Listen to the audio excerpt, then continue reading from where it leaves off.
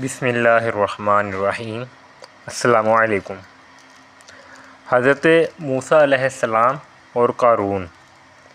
اللہ رب العالمین کا ارشاد ہے، ترجمہ: بے شک قارون موسیٰ کی برادری میں سے تھا، پھر وہ لوگوں پر زیادتی کرنے لگا، اور ہم نے اس کو اتنے خزانے دیے تھے کہ ان کی کنجیاں ایک طاقتور آدمیوں کی جماعت کو بارگراں کر دیا کرتی تھیں۔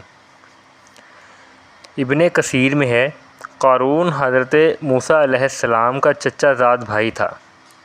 اس کا نسب قارون بن یامد بن قیس تھا، اور حضرت موسیٰ علیہ السلام کا نسب نامہ یہ ہے: حضرت موسیٰ علیہ السلام بن عمران بن قیس۔ یہ تورات کا حافظ تھا اور بہت خوبصورت اور خوش آواز تھا، اس لیے لوگ اس کو منور کہتے تھے، لیکن سامری کی طرح یہ بھی منافق ثابت ہوا۔ تفسیر کشف الرحمن میں ہے کہ یہ بہت مالدار تھا اور اس وجہ سے متکبر تھا۔ اس کے خزانہ کی کنجیاں بہت وزنی تھیں۔ پہلے لوہے کی کنجیاں تھیں، پھر لکڑی کی بنوائی گئیں، پھر وہ ساری بھاری ہو گئیں تو پھر چمڑے کی بنوائی گئیں، اور فرعون کی طرف سے بنی اسرائیل سے بیگار لینے پر مقرر تھا، اور مزدوری اس کے ہاتھ سے ملا کرتی تھی۔ اس کام میں اس نے خوب مال کمایا۔ معارف القرآن میں ہے کہ حضرت یوسف علیہ السلام کا مدفون خزانہ اس کے ہاتھ میں لگ گیا، جس کی وجہ سے یہ مالدار ہو گیا۔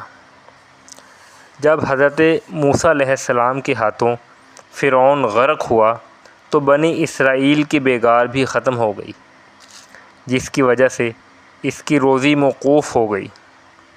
اس بنا پر حضرت موسیٰ علیہ السلام کے ساتھ حسد رکھتا تھا، بغض رکھتا تھا، اور آپ کے 100 طرح کے عیب نکالتا تھا، تہمت لگاتا تھا، اور دوسرے یہ کہ اس کی خواہش تھی کہ بنی اسرائیل کا یہ لیڈر بن جائے، قیادت مل جائے، اور اس کی حضرت موسیٰ علیہ السلام سے اس نے شکایت بھی کی تھی۔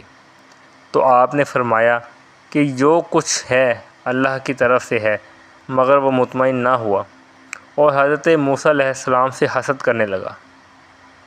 قوم کے علماء نے اس کو زکوٰۃ دینے کی ہدایت کی تو اس نے صاف انکار کر دیا کہ میرے اس مال میں کسی کا کوئی حصہ نہیں ہے، یہ مال میں نے اپنی محنت اور ہوشیاری سے حاصل کیا ہے۔ تفاسیر میں مذکور ہے کہ قارون ایک دن نہایت ہی قیمتی پوشاک پہن کر ایک سفید کھچر پر بیٹھ کر نکلا۔ اس کے جلوس میں ہزاروں پیدل اور سوار تھے۔ اس نے اپنے غلاموں کو بھی بیش بہا پوشاکیں پہنائی ہوئی تھیں۔ اس کا یہ ٹھاٹھ اور زیب و زینت دیکھ کر دنیا داروں کے منہ میں پانی بھر آیا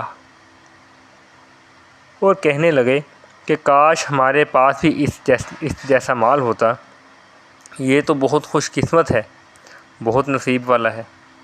علماء کرام نے دنیا داروں کی یہ بات سن کر انہیں اس خیال سے روکنا چاہا اور انہیں سمجھانے لگے کہ اللہ رب العالمین نے جو کچھ اپنے نیک بندوں اور مومنین کے لیے اپنے ہاں تیار کیا ہوا ہے، وہ اسے کروڑ ہاں درجہ بہتر ہے۔ تمہیں ان درجات کو حاصل کرنے کے لیے اس 2 روزہ زندگی کو صبر سے گزارنا ہوگا۔ جنت صابروں کا حصہ ہے۔ غرض یہ کہ قارون کی شرارت بڑھتی گئی اور کسی صورت میں وہ زکوٰۃ دینے پر آمادہ نہ ہوا اور اللہ تعالیٰ کے حکم سے سرتابی کرتا رہا۔ ایک مرتبہ وہ حضرت موسیٰ علیہ السلام کے مجمع عام میں ایک عورت کو لے کر گیا۔ اس عورت کو بہت رشوت دے کر اس بات پر آمادہ کیا کہ جب حضرت موسیٰ علیہ السلام وعظ کرنے کے لیے کھڑے ہوں تو ان پر تہمت لگا دینا۔ چنانچہ ایک دن جب حضرت موسیٰ علیہ السلام زنا کی حد بیان کر رہے تھے تو قارون نے کھڑے ہو کر دریافت کیا، اے موسیٰ، اگر آپ بھی اس قبیح فعل کے مرتکب ہوں تو کیا سزا کے مستحق ہوں گے؟ آپ نے فرمایا، بے شک۔ قارون نے عورت کی طرف اشارہ کیا۔ وہ عورت کھڑی ہوئی بدکاری کی نسبت بیان کرنے لگی۔ حضرت موسیٰ علیہ السلام نے اس سے فرمایا کہ خدا کے غضب سے ڈر کر بیان دے اور جو کچھ کہنا چاہتی ہے کہ ابن کثیر نے لکھا ہے کہ عورت کھڑی ہوئی اس طرح کہا کہ تو وہی نہیں جس نے میرے ساتھ ایسا ایسا کیا۔ تو حضرت موسیٰ علیہ السلام کانپ اٹھے اور 2 رکعت نماز ادا کی اور پھر عورت کی طرف متوجہ ہوئے اور اس خدا کی قسم جس نے سمندر میں سے راستہ دیا اور تیری قوم کو فرعون کے ظالم سے نجات دی اور پھر بہت سے احسانات کیے، تو جو سچا واقعہ ہے اسے بیان کر۔ اس پر عورت کا رنگ بدل گیا اور اس نے صحیح واقعہ بیان کر دیا اور سچے دل سے توبہ کر لی، اور وہ تھیلیاں بھی پیش کر دی جن پر قارون کی مہر لگی ہوئی تھی۔ اس مجمع میں قارون پر ملامت ہونے لگی۔ حضرت موسیٰ علیہ السلام سجدہ میں گر کر دعا مانگنے لگے۔ ارشاد ہوا، زمین کو حکم دو، یہ تمہاری اطاعت کرے گی۔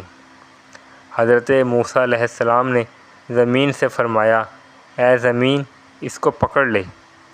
قارون زمین کے اندر دھنسنا اس سے قبل آپ نے اعلان فرمایا کہ تمام بنی اسرائیل یہاں سے چلے جائیں اور صرف قارون اور اس کے ساتھی یہاں پہ ٹھہریں۔ صرف 2 آدمی قارون کے ساتھ بیٹھے رہے اور وہ بھی زمین میں دھنسنے لگے۔ ان سب نے چلانا اور حضرت موسیٰ علیہ السلام سے معافی مانگنے لگے۔ آپ برابر زمین کو حکم دیتے رہے کہ اس کو پکڑ لے، یہاں تک کہ زمین قارون کو نگلتی چلی گئی۔ بعض مفسرین نے صرف قارون کے دھنسنے کا ذکر کیا ہے۔ دھنستے دھنستے بھی قارون آنکھوں کے اشارے سے معاف، لیکن حضرت موسیٰ علیہ السلام نے اس کو معاف نہ کیا۔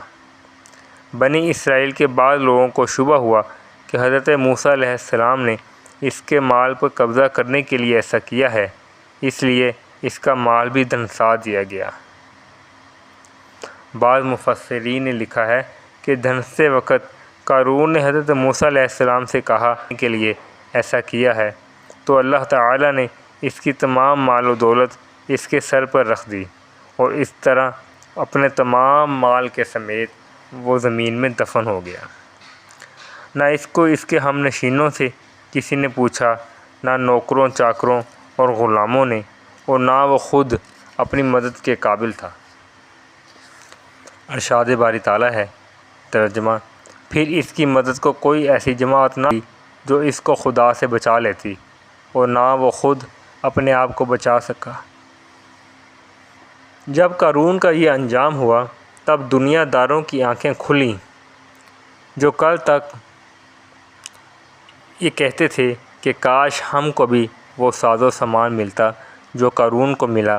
کہتے تھے، اس کا حشر دیکھ کر کہنے لگے کہ بس جی معلوم ہو گیا کہ بندوں میں سے کسی پر روزی کی فراخی اور کسی پر تنگی یہ نصیب اور بد نصیبی کی علامت نہیں۔ اس کو مالداری نے تباہ کر دیا اور ہمیں غریبی نے بچا لیا۔ اگر ہم بھی مالدار ہوتے تو شاید ہمارا بھی یہی حشر ہوتا۔